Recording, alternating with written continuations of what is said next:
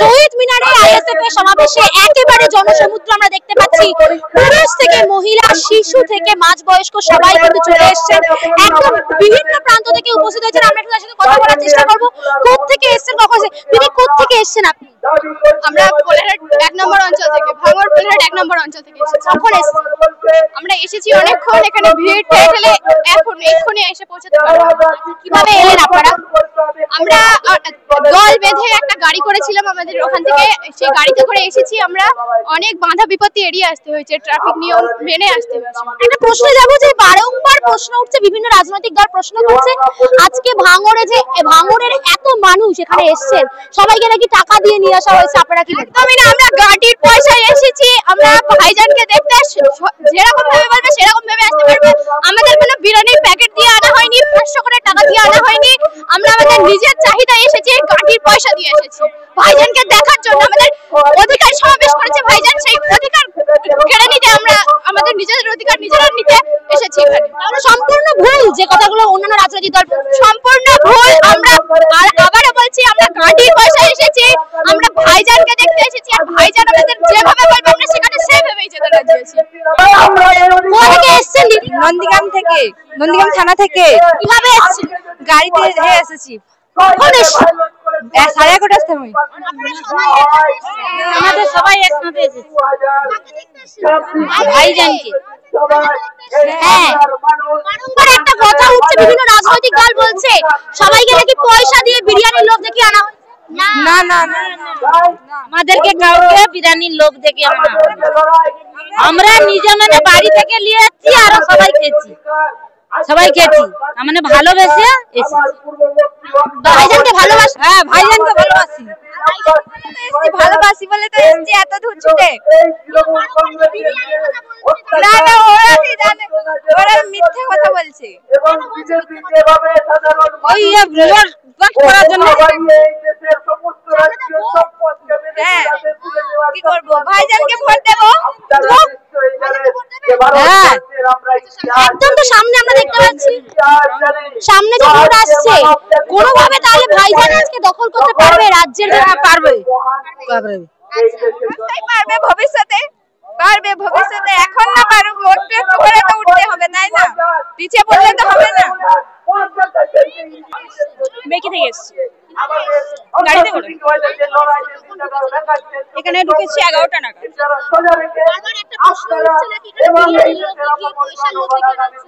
এটা যাদের অভ্যাস তারাই বলবে, যাদের কাটমানির টাকায় বিরিয়ানি খাওয়ানোর অভ্যাস আছে তারাই বলবে যেখানে বিরিয়ানির লোভে আনা হচ্ছে। আমরা তো কোনো লোভে আসিনি, আমরা ভাইজানের ডাকে চলে এসেছি, এখানে আমাদের অধিকারকে বুঝে নিতে চলে এসেছি, আওয়াজ তুলতে চলে এসেছি। আমার কাছে পরিষ্কার। নারী সুরক্ষা নিয়ে বারংবার প্রশ্ন উঠছে, এখন বর্তমানে রাজ্যের যা পরিস্থিতি, আপনারা তো ভাইজানের ডাকে এসেছেন, কি মনে হচ্ছে নারী সুরক্ষা দিতে পারবেন? দিতে পারবেন কতটা কি সেটা আমাদের হাতে পুরোটা আসলে তারপর তো আমরা সেটা বলতে পারবো। কিন্তু বর্তমানে যেটা চলছে সেটা তো নৈরাজ্য চলছে। কারণ আপনারাও অবগত আছেন যে আরজি করের ঘটনার পরে একজনেই প্রথমে শুনতে পেলাম কি 7-8 জন দোষী, তারপরে কি হলো একজন মাত্র দোষী, এবং তিনি কি হলো তার সাজা ঘোষণা হয়ে গেল, রাঘব বোয়ালটা ছাড়া পেয়ে গেল। তাহলে এর থেকে আমরা কি বুঝবো যেখানে একজন মানে আমাদের আগামী প্রজন্ম তরুণ ডক্টর নিজের কর্মক্ষেত্রে সুরক্ষিত নয়, আমরা কিভাবে সুরক্ষিত থাকবো? ভাইজান তো ফাঁসি দেওয়ার সপক্ষে, আপনারাও ফাঁসি? অবশ্যই, কিন্তু শুধু একজন না, যারা যারা আছেন প্রত্যেককে ধরতে হবে, বিচার ব্যবস্থার মাধ্যমে প্রত্যেককে শাস্তি দিতে হবে। এখানে তো একজনকে জনসমক্ষে আনা হচ্ছে, মানে আমার একটা চিন্তা ভাবনা, শুধু আমার না, ভালোভাবে ভাবলে সেটাই বোঝা যায়। আপনি একজন মেয়ে নিজেও বুঝতে পারবেন যে এটা নিয়ে এটাই মনে হয়। সামনে তো বিধানসভা, কি মনে হচ্ছে আইএসএফ কোথায় জায়গা করতে পারবে?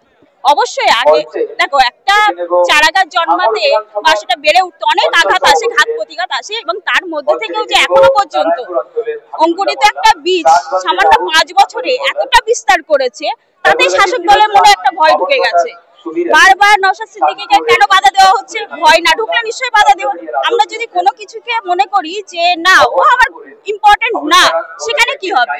তার বিরুদ্ধে আমরা কোনো স্টেপ নেব না। কিন্তু যখনই আমরা কোনো কিছু ইম্পর্টেন্ট দেখবো তখন কি হবে? জানা একা বাধা দিতে হবে, কারণ এ উঠলে আমার বিপদ আছে। রাজ্য সরকারের অবস্থা ঠিক সেটা। নন্দীগ্রাম 12টা।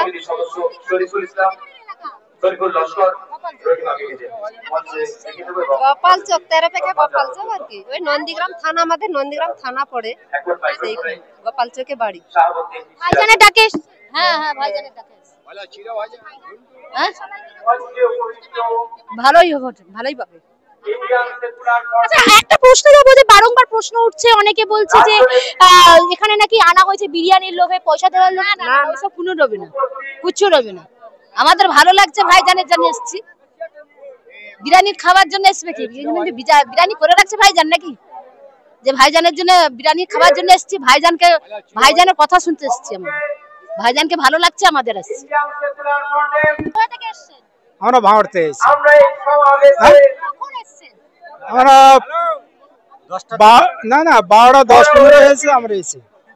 একটা কথা শোনা যাচ্ছে, বারংবার বলা হচ্ছে যে এখানে নাকি বিরিয়ানির লোভে, পয়সার লোভে আনা হয়েছে। হ্যাঁ, আমাদের সওগাত মানে এক একজনের মানে 2000 টাকা দিচ্ছে সওগাত। আমাদের বলে দিয়েছে তোরা যা অন্তত ভাইজানের মিটিংটা তোরা সহযোগিতা কর, আর পরবর্তীকালে আমরা তারা খাবো, মানে সওগাত তারা খাবে, সেই তারাটা আমাদের দিতে হবে, এই আর কি। কিভাবে এসেছে? এখানে বলা হচ্ছে নাকি বিরিয়ানির লোভে আনা হয়েছে। কে দিচ্ছে বিরিয়ানি? বিরিয়ানি কে দিচ্ছে?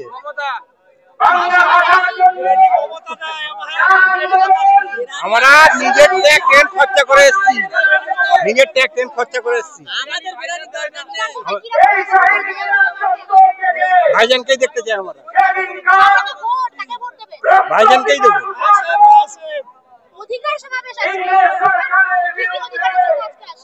অনেক কিছু, আমাদের কোনো চাকরি বাকরি নেই, বেকার। আমরা দর্জির কাজ করছি, সেটাও বন্ধ হয়ে গেছে। কি করে খাবো? আমাদের কিছু একটা ভবিষ্যৎ আছে তো? আমাদের ভবিষ্যতে কি আছে? কিচ্ছু নেই আমাদের। আমাদের ভবিষ্যতে কিছু একটা চাকরির দরকার তো, চাকরিটা কই? শ্রীরামপুর থেকে। শ্রীরামপুরে তো সিপিএম এর একটা বড় জোট আছে। ভাঙড়ে আজকে না আর নওশাদ সিদ্দিকীর সমর্থনটা এই জন্য, ভাইজনের যে সভা আছে, যে সমস্ত বক্তব্য আছে, ওনার যে যে প্রতিশ্রুতি আছে, প্রতিটা প্রতিশ্রুতি মানুষের মন কেড়ে নেওয়ার মতো, তার জন্য সকলে এখানে এসে উপস্থিত হয়েছে। আমরা এসি তো নিজের পকেট থেকে খরচা করে ট্রেনে বাসে, এখানে মানুষ বিভিন্ন রকম প্রবচনা দিচ্ছে। কে বলছে বিরিয়ানির লোভে আছে, কে বলছে এনের লোভে আছে, আদেও কিছু নয়। সম্পূর্ণটা নিজের খরচায় এখানে আসে, ভাইজানকে ভালোবাসে তাই আসে। ওনার প্রস্তুত মানে যেসব বক্তব্য রেখেছেন, প্রতিটা বক্তব্যে উনি এখনো পর্যন্ত দৃঢ়মান, তার জন্যই আমরা আসছি। বলছে যে পয়সা গুঁজে দিয়েছে পকেটে, তাই এসেছে। ওটা বিরোধীদের অভ্যাস, ওরাই তো দিয়ে থাকে, কারণ প্রতিটা ভোটে এইভাবেই চলে যাচ্ছে। আজকে যে মেয়ে ছেলেদের যে টাকাটা দিচ্ছে, কেন দিচ্ছে? একাংশ ভোটটা কেনার জন্য দিচ্ছে। সেটা এখানে চাপালে হবে? নিজেদের দায়টা নিজেরাই বেঁচে নিক না, সেটাই বরঞ্চ ভালো হবে। 2018-তে আমার থেকে না, আমার পাড়ার একটা নেতা বলেছিল 900 টাকা দাও, পায়খানা করে দেবো। আজও পর্যন্ত সেই টাকাটা আমি পাইনি, আজও পর্যন্ত আমার টাকা আমি ফেরত পাইনি। আমাকে পায়খানা, আমার নামে ঘর এসছে, ঘর চলে গেছে, আমার পায়খানা পর্যন্ত আমি পাইনি। আমার 900 টাকা খেয়ে বসে আছে, এখনো দেয়নি। ভাইজান আইসে, পুরো আইসে। নওশাদ সিদ্দিকী ডাকে এসেছেন আজকে। অবশ্যই। নওশাদ সিদ্দিকী কতটা অধিকার রক্ষা করতে পারবে আপনাদের? অধিকার করতে পারার জন্য সবাটা আছে।